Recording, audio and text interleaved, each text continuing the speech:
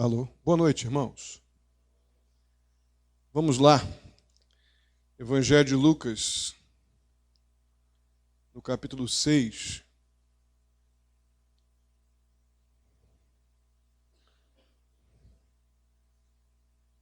Evangelho de Lucas, capítulo 6, hoje dos versos 37 ao 42.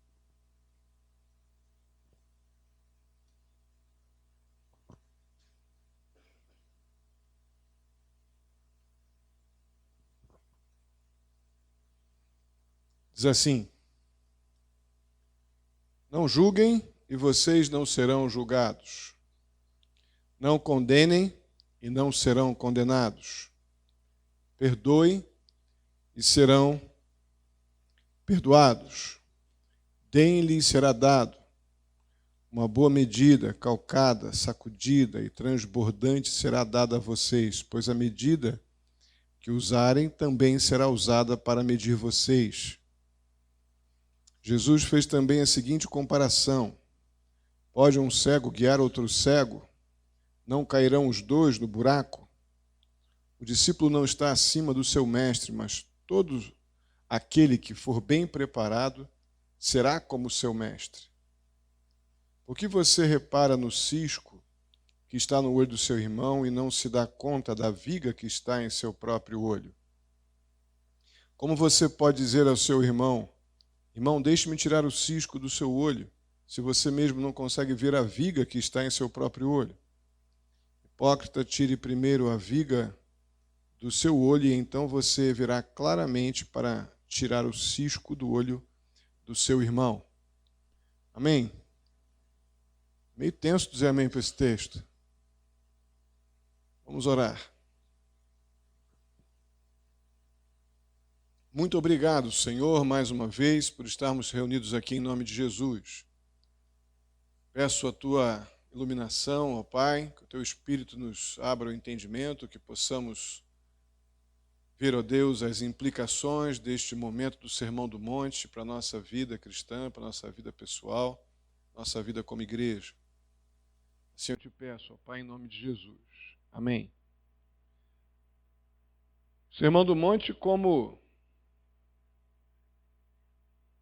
foi para os fariseus, na verdade não posso nem dizer como, comparativamente não. O Sermão do Monte para os fariseus era passar por um monte de vergonha, uma vergonha atrás da outra. Porque Jesus vinha desmoralizando ou desestruturando aquela estrutura enganosa que eles criaram em torno de uma obediência aparente à lei.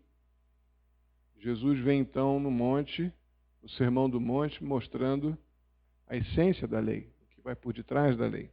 Nós falamos disso bastante na mensagem, na série em Mateus, quando preguei sobre o Sermão do Monte. Aqui, relembrando, no Evangelho de Lucas, estamos vendo a dinâmica do Jesus homem e do nosso relacionamento com este momento de Jesus no monte, falando com os seus discípulos e como o Jesus homem se relaciona conosco, o que ele espera de nós e como ele lida com este momento, e nós, no nosso relacionamento com as verdades bíblicas, as verdades centrais, né, da nossa vida como cidadãos do céu, neste contexto mais específico, onde Jesus vem aqui, Lucas citando de uma forma mais curta do que em Mateus, mas momentos muito importantes lá daquele sermão. Semana passada falamos sobre a dinâmica do amor pelos inimigos e vimos que a coisa ela vai demandar do tipo de relacionamento que nós temos com Deus. Não tem nada de demagógico ou hipócrita aqui. Não é? É o tipo de relacionamento que nós temos com Deus que vai nos fazer compreender o que Jesus quis dizer com amar o inimigo. Agora, neste novo bloco, quase dentro da mesma temática, o Senhor Jesus vem ensinando ou vem mostrando um padrão alto. Na verdade, toda a mensagem do reino exposta ali no Sermão do Monte, que é o código de ética da vida cristã hoje, para mim e para você, como cidadãos do céu, ela requer dos discípulos do Senhor Jesus um padrão diferenciado. Caso contrário, caso não tenhamos o padrão que Deus estabelece para nós como discípulos dele, qual a diferença entre eu que sou discípulo de Cristo e uma pessoa que não é discípulo de Cristo? Se não temos um padrão diferenciado, porque o nosso padrão segue o roteiro de Cristo e do cidadão do céu. Se eu não desenvolvo na minha vida cristã esse padrão, o que me diferencia de um discípulo, de uma pessoa que não é discípulo de Cristo? Objetivamente nada. Eu vou ser mais um legal, bem intencionado e com meus interesses moldados pelos valores desse mundo. Jesus diz que através de amar o inimigo, e agora do relacionamento com a crítica, o juízo e outras questões que vamos ver aqui, que vão revelar quem somos para o bem ou para o mal. Não é? E nós temos nesse bloco, dos versos 37 ao 42, algumas ilustrações que vão nos ajudar a entender o que Jesus quer dizer para a gente com essas figuras que às vezes nos fazem achar que não é para a gente, ou é apenas uma coisa assim legal, de pessoas legais, que Deus está falando nas Escrituras, que Jesus está dizendo no monte, mas que não é para mim. É apenas para me vestir com essa roupa. Mas não obrigatoriamente eu sou aquilo que esta roupa demonstra. É para ter a cara de crente, o jeitinho de crente, o cheirinho de crente. Mas eu por dentro sei que não sou assim. Definitivamente a Bíblia não se propõe a isso. Nem a palavra de Deus, ou muito menos o que Jesus está apresentando como um padrão do céu para a nossa vida aqui. Então os versos 37 e 38, na verdade, eles são uma transição daquele bloco anterior onde Jesus falou sobre, nos versos 27 ao 36, sobre o amor que devemos demonstrar pelos que nos ofendem, e vimos como isso funciona a semana passada.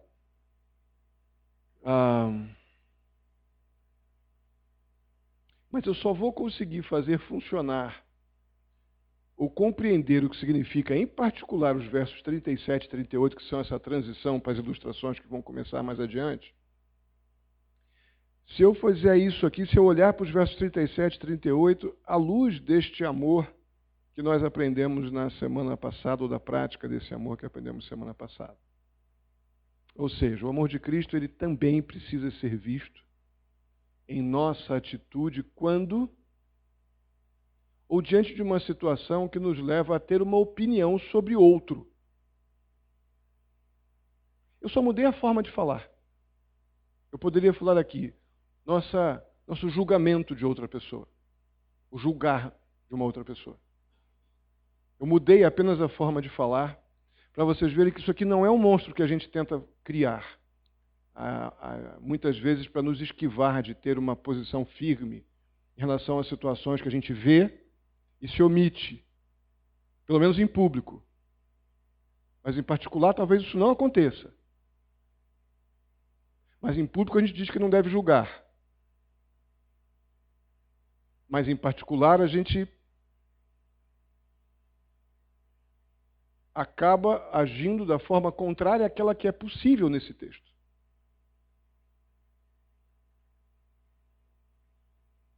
Então nós não estamos sendo nesse texto, que é essa transição para as figuras que vão vir mais à frente. Em nenhum momento vocês devem lembrar de um estudo alguns anos atrás que eu dei sobre o julgar. Qual é o nome daquela série? Férias de Carnaval. O dever bíblico de julgar. Quem falou? O dever bíblico de julgar. E nós falamos bastante sobre isso. Pois se você quiser ler a respeito, me mande um e-mail que eu mando o estudo para você ler.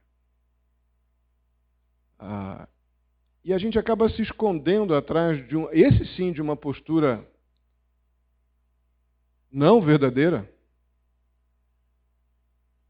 de que eu não julgo de maneira nenhuma ninguém em tempo nenhum. Isso não é verdade, porque nós fazemos isso. emitimos opinião a respeito daquilo que gostamos e não gostamos, criticamos. Talvez a gente vá na linha do fazer isso em off, repito, publicamente, mas dentro de casa talvez, ou mesmo nos nossas crises existenciais, a gente faz isso. A questão é que há um modo de fazer isso e um modo de não fazer isso. O que Jesus está dizendo aqui é exatamente que o amor que precede, que vem antes do exercício de qualquer atividade que eu tenha na minha vida cristã, ou em cada realidade da igreja e fora da igreja, mas uma resposta ao amor de Deus, ou em resposta ao amor de Deus, eu me relaciono então com essas situações de amar esse perfil de pessoas dificílimo aqui dos versos 27 ao 36.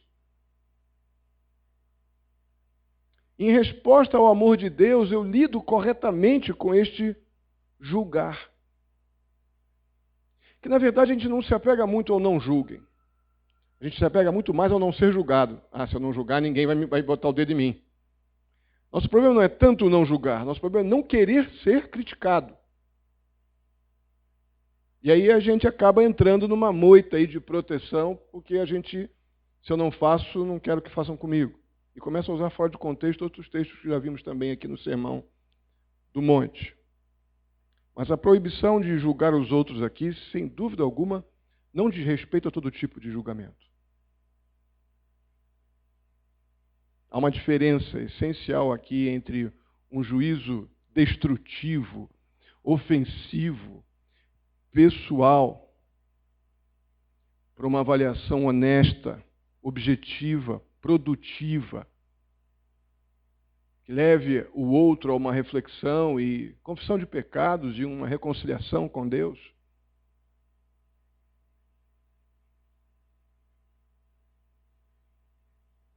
E temos tantos exemplos disso, que talvez a gente não considere isso, que eu vou dizer agora, exemplos bem básicos, mas é um fazer juízo das coisas. Quando, por exemplo, um pai avalia seu filho, positivo ou negativamente, está julgando?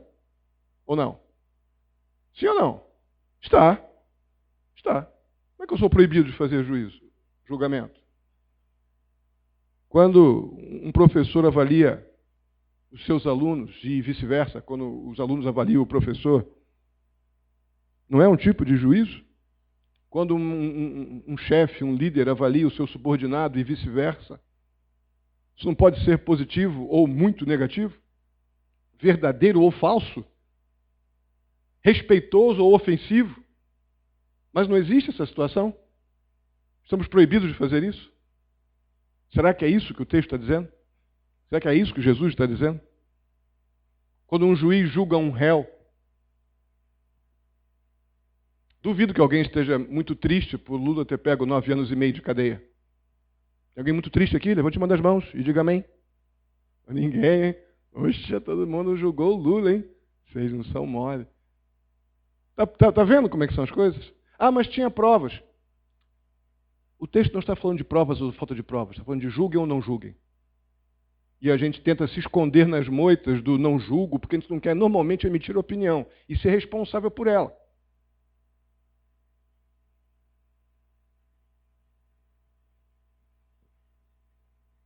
O fato é que fazer juízo das coisas, numa perspectiva geral,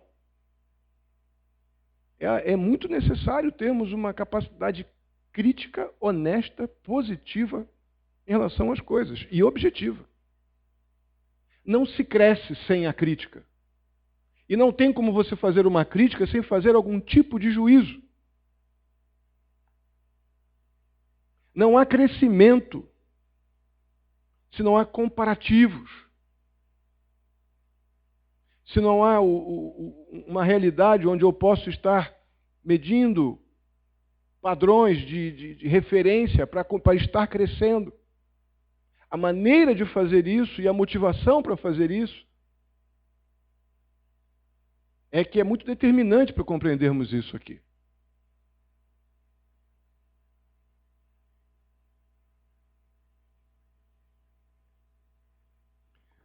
A gente precisa honestamente discernir o que nos motiva. Fazer um juízo de uma outra pessoa, de uma outra circunstância ou situação. Por exemplo, se esse julgamento ou juízo tem o objetivo de tornar uma outra pessoa melhor. Ou se ele é apenas uma oportunidade para desmerecer, o humilhar, o ofender, prejudicar. Irmãos, de uma forma geral, toda a ação que nós tenhamos dentro do nosso tema, então não vou nem me esticar para outros lados, toda atitude, toda ação que nós venhamos a ter para com outra pessoa, neste aspecto de emitir uma opinião, de fazer uma crítica, tudo que não seja uma resposta que nós damos ao amor de Deus que nós recebemos, o que não é uma resposta desse santo constrangimento que o amor de Deus gerou em nós, a ponto de eu poder olhar para o outro com uma postura misericordiosa e poder amá-lo no contexto dos versos 16 a 27 e devidamente criticá-lo ou não, se não é por causa do amor que recebemos de Deus, se não é com esta motivação básica, uma resposta ao amor que nós recebemos, isso torna o julgar certamente este ato condenável que o Senhor Jesus está dizendo aqui. Ele diz, não julguem, fora do padrão de amor que ele acabou de dizer nos versos 27 ao 26, ao 36.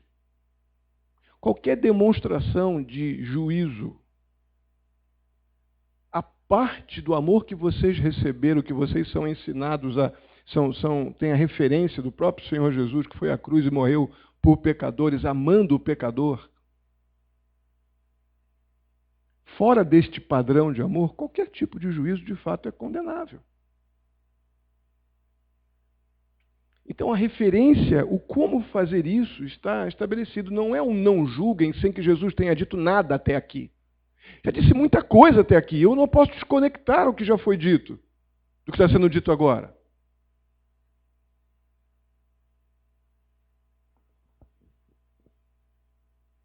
A promessa que Jesus faz aqui nesses versos, nessas linhas aqui dos versículos 37, principalmente no 37 inicialmente.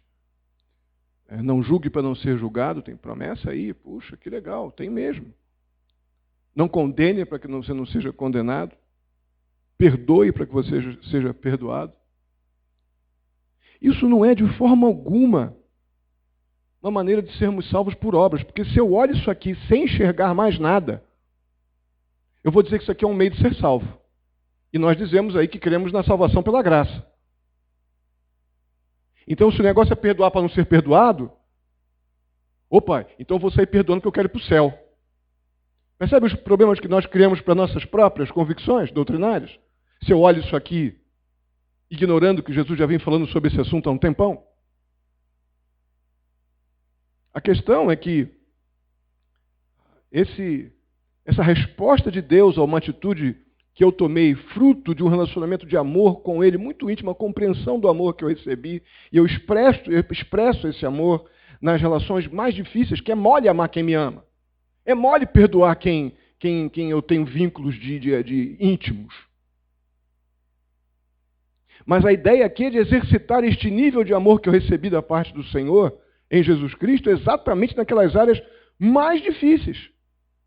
Porque o amor que eu recebi de Deus foi algo inimaginável. Então, este padrão de amor ele é perfeitamente capaz de me capacitar a exercitar esses valores aqui, esses valores morais que afetam a minha vida espiritual definitivamente. Mais uma vez, o amor de Deus movendo as nossas ações. Então, em função da minha resposta ao amor que eu recebi, eu não preciso deixar de perdoar um ofensor ou de determinar o fim de alguém como se eu fosse capaz de botar pontos finais em situações que agora eu vi que não são boas e fiz juízo delas. Mas em função do amor que eu recebi, eu tenho plena convicção que não há necessidade de eu condenar, porque o Deus que me livrou da culpa, removeu de cima das minhas costas o peso do pecado, me tirou a culpa do pecado, da morte no pecado, e me deu o perdão do pecado, da vida eterna. Quem sou eu para botar ponto final onde Deus não botou? Eu já experimentei deste amor. E o não julgar não implica em ser uma pessoa acrítica e sem opinião. Mas é o fato de, neste processo de relacionamento com pessoas, eu ter a perspectiva de mostrar o amor de Deus num aspecto não condenatório, mas num aspecto resgatador, reconciliador. Irmãos, nós só não teríamos a necessidade de ter uma opinião sobre as coisas crítica e muitas vezes... O nome disso é fazer juízo. Se nós estivéssemos sem pecado, e para estarmos sem pecados, precisaríamos estar no céu. Seria muito bom, por sinal. Não é? Mas não estamos. Então é a maneira como eu me relaciono com esta realidade necessária aos relacionamentos é que vai, sem dúvida alguma, criar este ambiente de recíproca, de cuidado e de paciência, misericórdia da parte de Deus para com aqueles salvos que agem assim, com esta perspectiva, com esta influência, ou debaixo desta influência do amor de Deus. E aí vem o verso 38.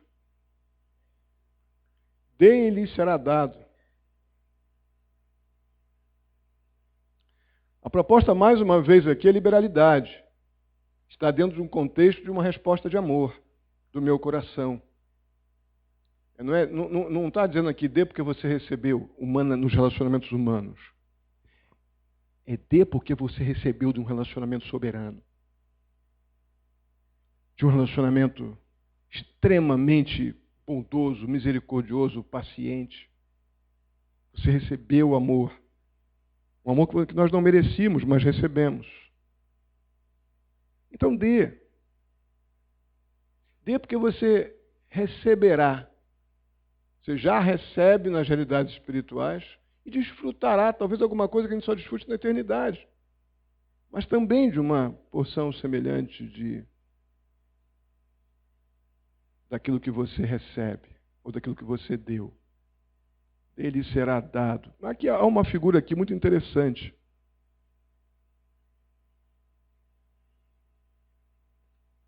Dele será dado, 2 pontos, uma boa medida, calcada, sacudida e transbordante será dada a vocês. Lá no Oriente Médio Antigo, as roupas dos homens eram aquelas vestes grandes, né, com cintas largas, e bolsas. Bolsas, geralmente as pessoas iam à feira para comprar, e compravam os cereais lá na rua, que era tudo trigo, era muitos cereais que eles tinham naquela cultura, e eles usavam umas vasilhas, mas normalmente eram sacos que ficavam na roupa dobrada, presas no cinto que rondava aqui, que passava pela cintura.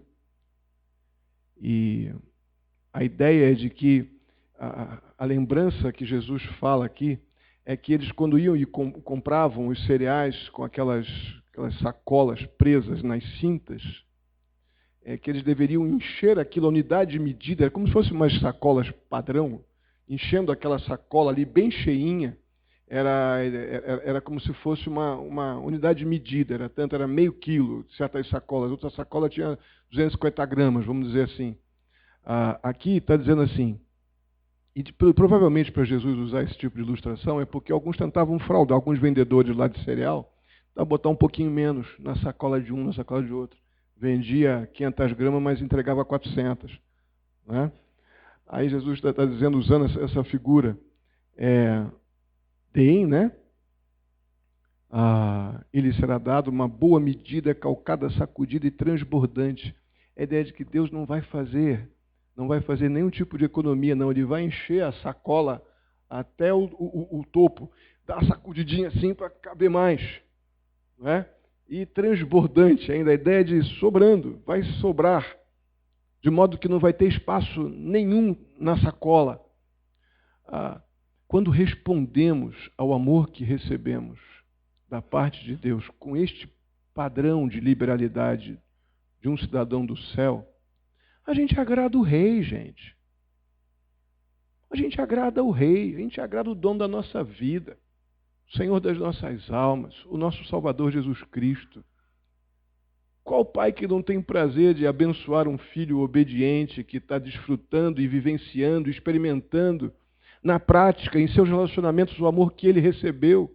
Nós gostamos quando nossos filhos parecem conosco naquilo que nós fazemos bem. Não gostamos? Não ficamos felizes? Você imagina o nosso Deus? Se nós, com toda a nossa limitação pecaminosa, com nossos interesses, egoísmos, orgulho, vamos ficar felizes e vamos na direção dos nossos filhos prazerosamente quando eles respondem aquilo que nós demos a eles de amor, de paciência, de ensino, de ministração, de disciplina. Você imagina o Senhor quando a gente expressa o amor dele com essa demanda que ele vem ensinando aqui, nos comportando como um cidadão do céu, neste mundo com tantas privações e provações, e eu agindo como cidadão do céu. Por que ele não me faria tudo que está aqui, não por uma obrigação ajustada numa promessa, mas por uma resposta natural de um pai para com um filho? Mas nossa maneira de ler esse texto aqui é por demanda, normalmente é por interesse. Eu dei, tenho que receber. Eu perdoei, você perdoar, então vou fazer isso por causa disso. Não, eu faço isso em resposta ao que eu já recebi. Não é que eu vou receber, não. É uma resposta ao amor que eu já experimentei. Deus apenas continua vindo na minha direção naturalmente, como Ele já faz. Mas o olhar humano, interesseiro, egoísta da nossa natureza pecaminosa nos faz ver esse texto aqui como uma oportunidade de nos darmos bem.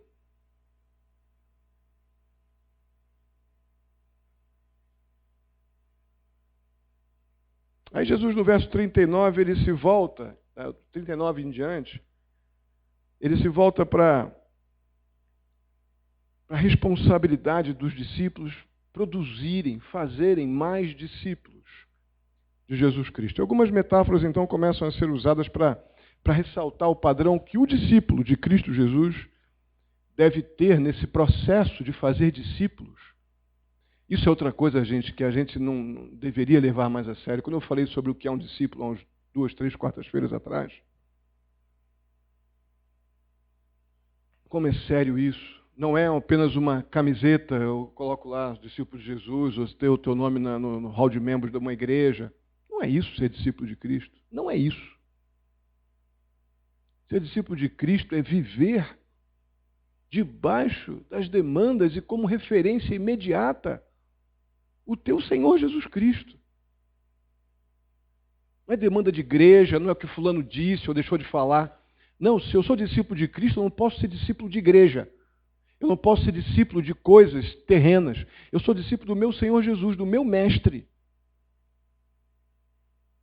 E o que Jesus vai começar a cobrar através dessas metáforas agora é que se ele então nomeou os seus discípulos, chamou os discípulos para continuarem o ministério através da ministração do Evangelho, ministério apostólico de implantação da igreja, eles deveriam fazê-lo no padrão do mestre.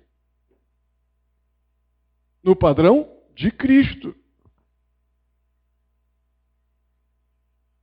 E ele começa então a dizer no verso 39, começa falar sobre a muito comum tentativa de um cego procurar guiar um outro cego. Irmãos, se o líder não enxerga melhor que o liderado, o único futuro para essa dupla aí, qual é? Hein? Buraco, desastre. Catástrofe. No mínimo, narigada na parede. Não funciona. Isso é um princípio básico, como o da construção que vimos na mensagem semana passada e no GECOM, nós estamos aqui diante de uma advertência acerca da liderança que os seguidores de Jesus, que os discípulos de Jesus deveriam ou devem exercer. Nós, como discípulos de Cristo, não podemos nos propor a fazer discípulos de Cristo se estamos completamente ou muito ainda míopes. Nós não queremos ser aqueles crentes, não queremos crescer como os crentes de Corinto, lembram? 1 Coríntios 3? Como é que aqueles caras poderiam fazer discípulos se eles não queriam crescer?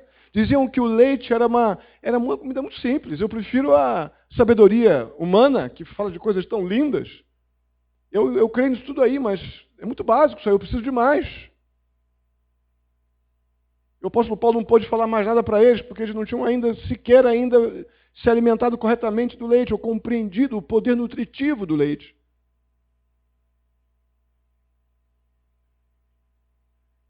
O crente não pode ter a expectativa de servir como um orientador, um guia, uma referência para outras pessoas, a não ser que ele mesmo esteja vendo muito claramente para onde ele está indo. E não são poucos os crentes que estão aí com 5, 10, 15, 20 anos de igreja que não sabem ainda para onde estão indo. Lembrava daquilo que o Solange comentou no último GECOM que nós tivemos junto lá, aquela pessoa crente que você mencionou.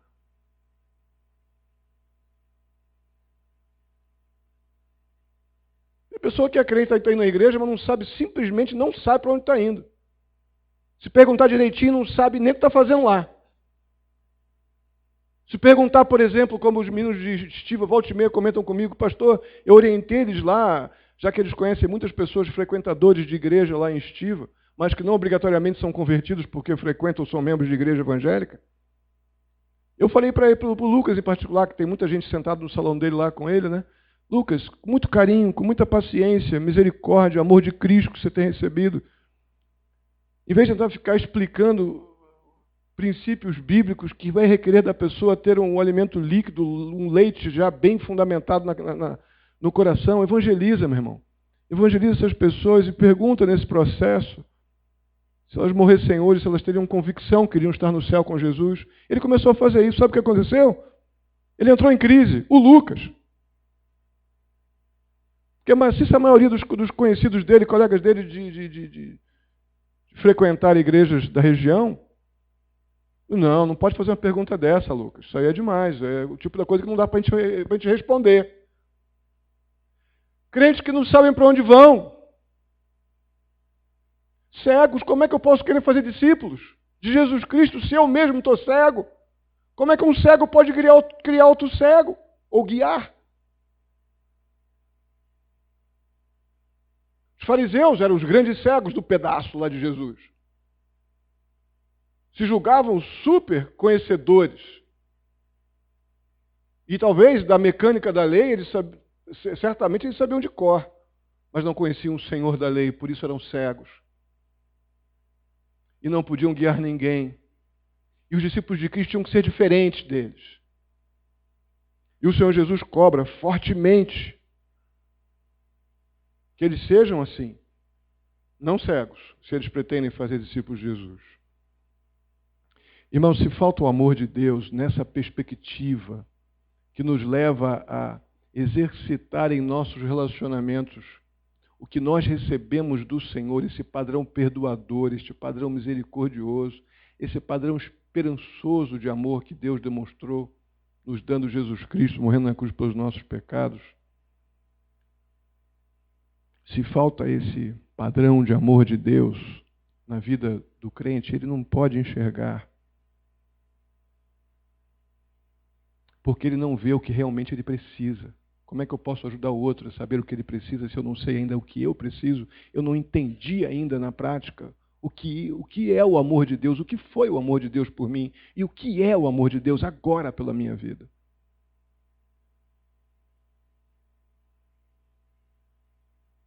Então, se alguém não conhece ainda esse caminho da salvação, fruto deste amor inexplicável de Deus por pecadores, só podemos guiar pessoas para a desgraça, para a frustração religiosa, sem esperança.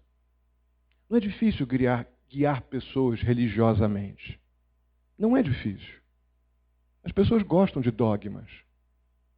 As pessoas gostam de místicas. Isso, durante um tempo, faz um efeito até positivo. Mas a alma continua encalhada na desesperança e as crises da vida vão bater na porta. O que vai acontecer com uma pessoa religiosa que acha que está resolvendo os seus problemas com esses rituais? Na hora H, sem experimentar o amor perdoador de Jesus, o amor de Deus dessa forma tão maravilhosamente graciosa que Deus nos deu Jesus Cristo a morrer por pecadores arrependidos. Se a gente não entende isso, eu não posso acreditar que eu sou capaz de guiar ninguém para lugar nenhum. Se eu vou guiar alguém para algum lugar, é para a mesma frustração e desengano que muitos estão por aí caminhando. Então, o discípulo de Jesus ele não pode ser cego. Ele tem que ter um relacionamento profundo com o amor de Deus. Ele tem que estar crescendo nas coisas do Senhor, num relacionamento pessoal com o Senhor, saber para onde vai na sua vida espiritual, para poder ensinar então para os outros para onde ir. Amém? No verso 40 nós vemos a segunda ilustração. Interessante que aqui é algo que Jesus falou várias vezes nos evangelhos.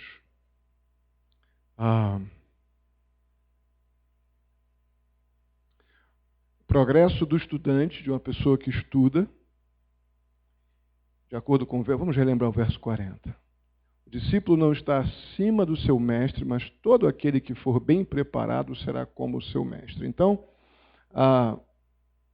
o crescimento, o progresso de uma pessoa que estuda, de um estudante, ele vai ser naturalmente delimitado pelo ensino que ele recebe do seu mestre, daquele que é o seu professor. Por questões óbvias, então, ele não deveria saber mais do que o seu mestre.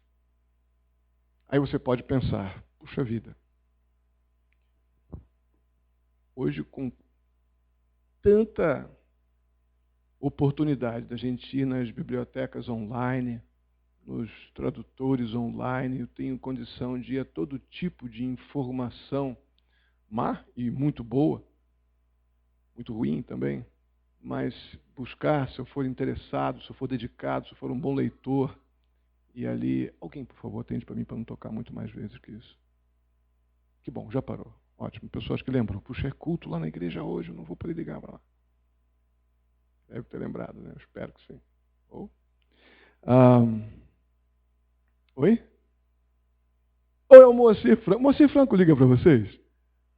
Volte e meia, liga lá para casa. Oi, bom dia! É o Moacir Franco. A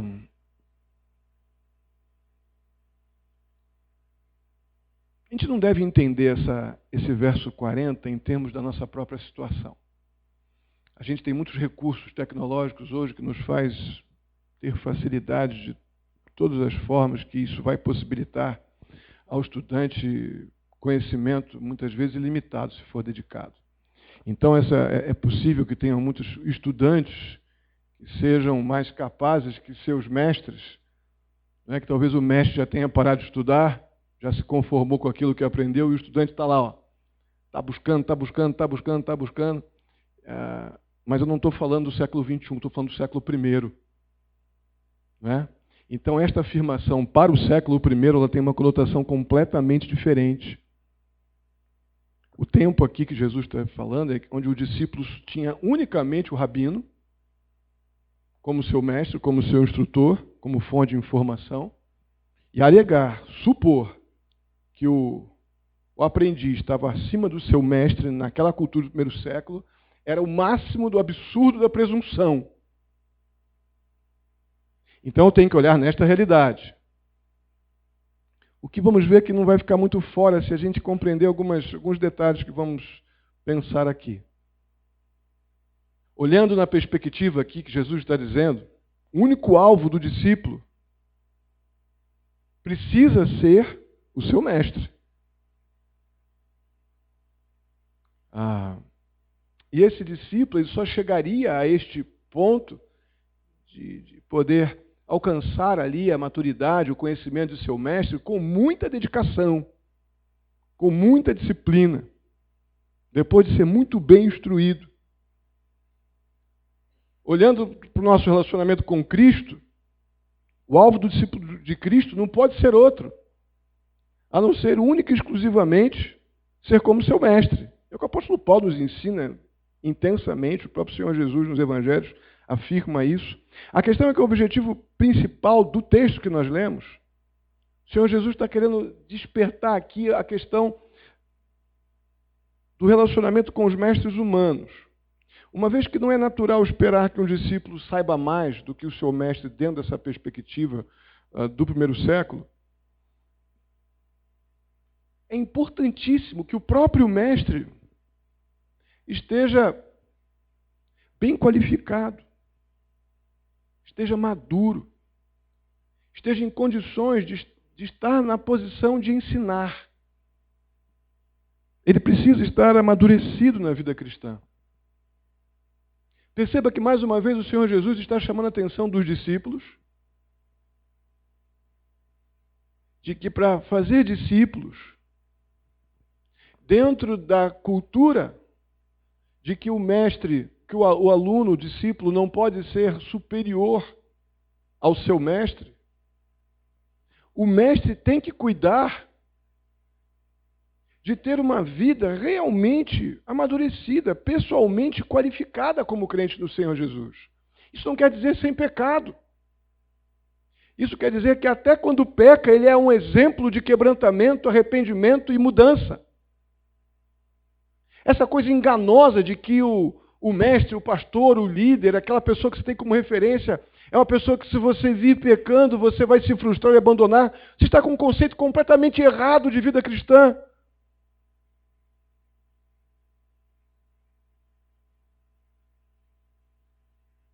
Partindo do princípio que nós somos pecadores. Agora, aquele mais maduro na fé, ele precisa também ser uma referência, um exemplo de quebrantamento, de humilhação, de humildade diante de Deus quando peca. E pela maneira como ele lida com o seu pecado, também ser uma referência para aqueles que são seus discípulos. Aí sim, vemos um crente qualificado, em condições de ter pessoas crescendo mais novas na fé, olhando para você e dizendo assim: eu quero ser igual a ele quando crescer. Não tem pecado nenhum nisso. Nós temos que encontrar as pessoas certas como referência.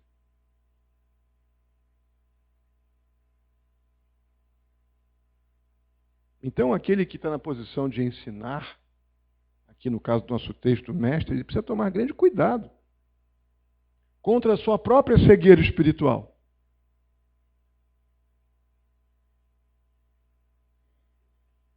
E também contra a falta de amor. Porque se a gente não amar como fomos amados por Cristo, eu não estou apto para ensinar. Eu deixo de ensinar para começar a ser um ditador. Se eu não ensino tendo por base o amor que eu recebi da parte de Deus, que me ensina diária e constantemente, a gente começa então a impor. A gente não leva as pessoas a entenderem o amor de Deus. A gente leva as pessoas a serem apenas consumidores do amor de Deus. Falamos sobre isso aqui no domingo. E a grande, repito aqui, talvez alguns não estavam aqui, os adolescentes, jovens não estavam, na classe dos adultos, mas o maior dano para a nossa vida cristã é termos um relacionamento com Deus e com o Evangelho de consumidores e não de adoradores. Esse é o maior dano que nós temos, se não discernimos isso a tempo. Nós vamos à igreja como vamos à prateleira de um supermercado. E vou tirar dali apenas o que me interessa, o produto que me satisfaz, com os temperos, com os gostos e com o cheiro que eu quero. Mas talvez não seja isso que você precisa.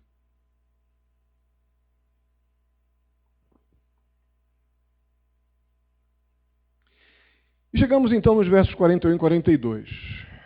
Vamos ler para relembrar. Por que você repara no cisco que está no olho do seu irmão e não se dá conta da viga que está em seu próprio olho? Como você pode dizer ao seu irmão, irmão, deixe-me tirar o cisco do seu olho, se você mesmo não consegue ver a viga que está em seu próprio olho? Hipócrita, tire primeiro a viga do seu olho e então você verá claramente para tirar o cisco do olho do seu irmão. A gente conhece esse texto, né? A gente já fala desse texto há tanto tempo. Jesus está repreendendo aqui o artista, o Hipócrates, o cara que fica no palco, né? Com essa ilustração aqui do cisco e da viga.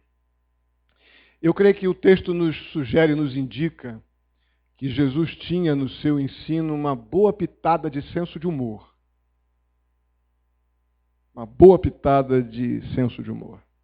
Esse tom humorístico aqui, Jesus ele descreve através dessa metáfora que ele faz daquela pessoa que tem um poste no olho, um poste, né, cravado no olho, ou seja, áreas da sua vida que deveriam estar sendo trabalhadas para serem removidas, pecados para serem confessados, está lá com um poste na frente do seu olho, mas não para de reparar no possível e natural cisco. Todos nós vamos ter um cisquinho ali, um ali e um aqui. Somos pecadores e, infelizmente, os ciscos é uma triste realidade da nossa vida enquanto aqui. O fato de sermos pecadores. Todos nós temos ciscos e traves. Não é? Ciscos e traves. A questão é que esse cidadão que Jesus coloca aqui, que ele chama de hipócrita, falso, ele é um camarada que ele é extremamente hábil para ignorar a sua árvore que ele tem na frente do olho, mas veloz demais para reparar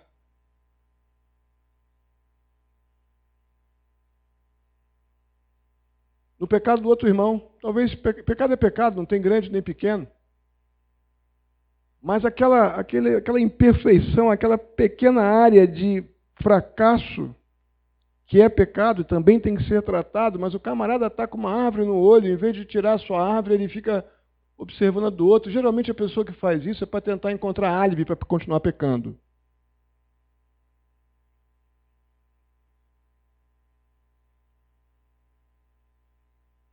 Imagina uma cena, Jesus ensinando isso no monte, falando com o pessoal lá. Gente, peraí, eu vou contar um negócio para vocês. Imagina, aí se coloca atrás de uma árvore. A gente tem que pensar em Jesus nessa perspectiva humana do Jesus homem. Eu creio que alguma coisa muito parecida com isso pode ter acontecido. Jesus entrando atrás de uma árvore no monte. Vocês estão me vendo? Pessoal, não. Eu também não posso ver vocês, né? Não. Pois é, mas tem gente que acha que pode ver atrás da árvore. E pode ver tudo que vocês fazem, talvez dentro de casa, no dia a dia de vocês, áreas de fracasso, de áreas frágeis da nossa vida cristã. Tem gente que acha que consegue enxergar com uma árvore dessa grossura. Vê, gente, como é que pode um negócio desse? Uma árvore desse tamanho fincada no olho e acha que pode ver você lá nos teus momentos e acha que isso o justifica. Tem gente que vive assim. Eu creio que alguma coisa muito melhor do que isso que eu fiz deve ter acontecido com Jesus lá no monte. A questão é que, mesmo que tenha havido um humor, uma aplicação muito prática e dinâmica nesse momento aqui de Jesus, a gente não podemos estar sem perceber a seriedade, a gravidade desse ensino, dessa lição que Jesus está mostrando aqui.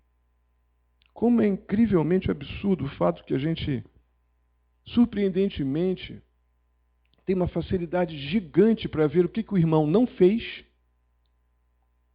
mas somos lentos e talvez completamente cegos para enxergar aquele caminhão de coisas que nós não fizemos e devíamos ter feito. Ou que fizemos e não devíamos ter feito. Mas enxergar o que o outro fracassou, a velocidade como a gente observa o do outro e não observa o nosso, é uma coisa triste. Eu digo para vocês que a única maneira que nós temos de lidar com esta hipocrisia que nós somos capazes é com um relacionamento diário com Deus, de leitura bíblica, oração, aplicação das verdades bíblicas, para que a gente possa ter uma compreensão do amor que eu recebi. Eu só posso compreender o amor que eu recebi se eu me relaciono com aquele que me amou. Se eu não tenho um relacionamento íntimo com aquele que me amou tão imensamente, eu não posso perceber a dimensão e a influência desse amor no meu dia a dia. Porque só constrangido por este amor misericordioso, paciente, perdoador, que me mantém vivo, inclusive, até agora, apesar de eu pecar contra este amor que eu recebi. Somente essa compreensão faz com que eu tenha, com que eu aplaque um pouco a minha tendência pecaminosa de me auto-justificar, mesmo já tendo sido justificado por Jesus na cruz. Eu quero criar uma justificativa para a minha própria mente culpada, procurando no outro alguma coisa que o condene, porque eu não estou conseguindo desfrutar do grande amor de Deus que me livrou da condenação. Então eu fico procurando alguma coisa no outro que o condene para sentir algum alívio para a minha culpa. O Senhor Jesus diz então, chama esse de hipócrita, porque ele está dentro da igreja, está ali entre os que estão ouvindo. Diz, como é que você pode, rapaz, com uma árvore na frente do teu olho, achar que você pode procurar, achar, e você procurar vai achar que somos pecadores, mas tira o cisco, a trave do teu olho primeiro, para que então você possa ajudar. A proposta aqui não é deixe o irmão com o cisco no olho dele. Não, a proposta é tire a árvore do teu olho, tire aquilo que está fazendo você fracassar na vida cristã, para que você possa ir na direção daquele outro e ajudá-lo a se livrar do cisco dele. Em vez de você se conformar com o seu porque o outro tem, confesse o seu pecado e ajude o outro a se libertar do dele. Olha a perspectiva, o resultado da dinâmica, da compreensão do amor de Deus que eu recebi. Olha como me torna útil.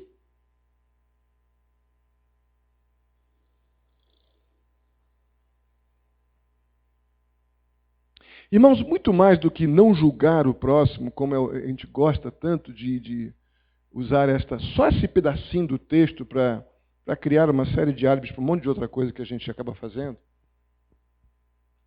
Mas muito mais do que não julgar o próximo, está sendo requerido de nós aqui nesse texto.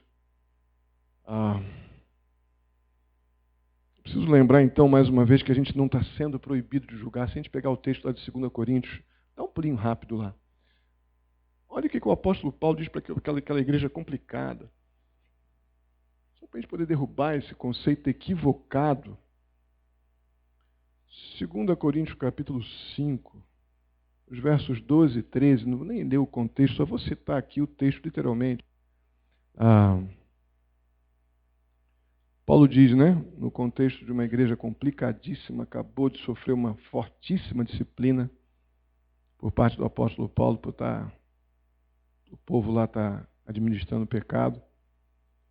Aí Paulo diz assim, não lhes estamos limitando o nosso afeto. Perdão, estou no capítulo aqui. Já tem 5 aqui, não? Tem 5.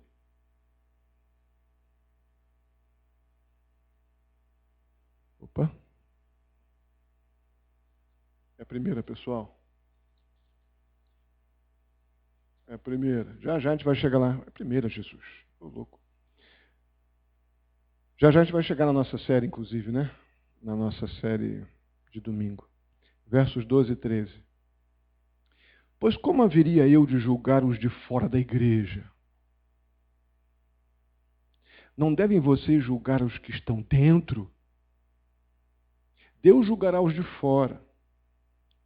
E aí Paulo, lidando com o contexto aqui da disciplina que ele está exigindo que os crentes de Corinto façam numa situação de pecado dentro da igreja, expulsem esse perverso do meio de vocês. Mas guardem a primeira parte do 13 e esse verso 12. Veja, se eu lidar unicamente com a ideia, não é proibido julgar, como se não houvesse o lado positivo daquilo que Deus nos deu como oportunidade de socorrer um irmão em fracasso.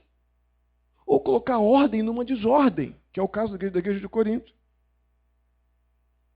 Pois como haveria eu de julgar os de fora da igreja? Por que Paulo diz, como é Por que eu vou julgar os de fora da igreja? Porque diz que os de fora estão todos julgados já. O juízo para eles já foi feito quando Cristo foi à cruz e morreu pelo pecado, ratificou o fato de que o homem está morto. Sem Jesus, o homem precisa do que Cristo fez na cruz. O homem sem Deus, ele está no estado de morte espiritual. Mas não devem vocês, os crentes, que estavam se omitindo ali em Corinto, julgar o que estão dentro? É claro, com os padrões.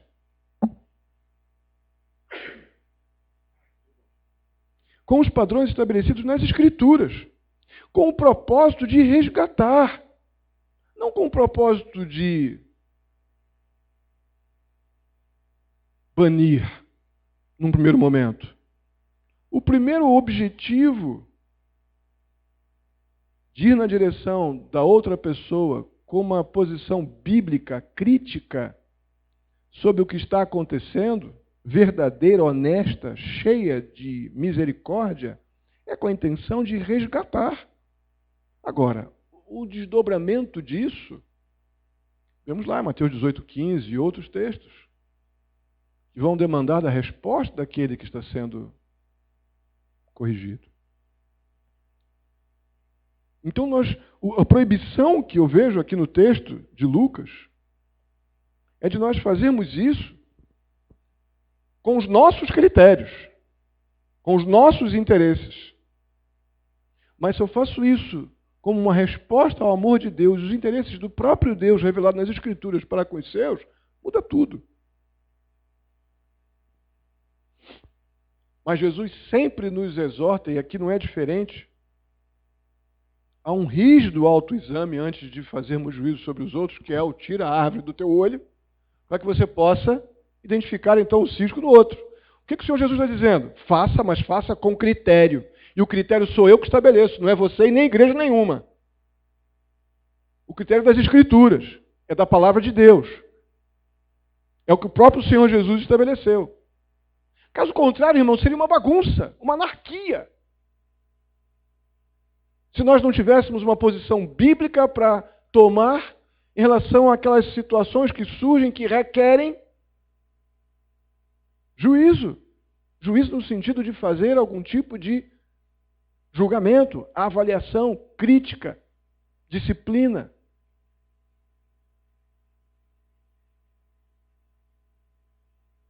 Mas para que tal juízo cumpra seu propósito de promover, então, aquilo que realmente é bom e para a glória de Deus, é indispensável, e assim eu vou terminar, remover a trave do nosso próprio olho. E aí eu quero que você abra lá em Provérbios 28, 13, e aqui vai dizer como que nós retiramos a trave do nosso olho. Um texto que eu gosto muito, repito insistentemente. Como é que um crente tira a viga do seu olho? Entrando na fila do SUS e fazendo a cirurgia, vai demorar. Vamos ler juntos Provérbios 28, 13. Chegaram? Quem esconde, vamos falar bonitinho, todo mundo junto. Quem esconde os seus pecados não prospera, mas quem os confessa e os abandona, encontra. É assim que nós tiramos a árvore do olho. Não escondendo a área de pecado, identificando o pecado, confessando o pecado, entrando num processo de abandono do pecado. E aí sim, nós estaremos desfrutando de todos os benefícios espirituais que vêm e acompanham a salvação, o amor de Deus em Jesus Cristo, a graça do Senhor, o Espírito Santo nos capacitando a discernir as verdades espirituais do nosso próprio coração e assim podendo pôr em prática essa dinâmica do discípulo de Cristo, fazendo discípulos não como um cego, guiando outro cego, mas como alguém que aprendeu a ver por causa da obra de Cristo em seu favor e do discernimento do que significa essa obra de Cristo em seu favor. Amém? Vamos ficar de pé e vamos orar. Pai Santo, muito obrigado por a gente poder refletir nestas verdades espirituais tão importantes. Ajuda-nos, ó Pai, a ter uma postura ativa para com aquilo que ouvimos. Que não sejamos, ó Pai, passivos, acomodados diante de verdades tão sérias. Ajuda-nos, ó Pai, a tomar decisões de fé e, como discípulos seus, ou discípulos teus, a gente ter uma postura de crescer, de estarmos buscando conhecê-lo e viver as verdades que temos conhecido, a fim de podermos fazer discípulos e, como o apóstolo Paulo tão insistentemente sempre dizia, trazia para si a responsabilidade daqueles novos na fé, de olharem para ele e verem em Paulo o que eles precisavam fazer. Nós precisamos deste tipo de responsabilidade, Senhor. Para ajudarmos aqueles novos na fé a crescerem, a gente também está lutando todo dia por uma vida cristã digna, honrada, humilhada, diante do amor de Jesus. Assim eu te peço, ó Pai, agradecido, em nome de Jesus. Amém.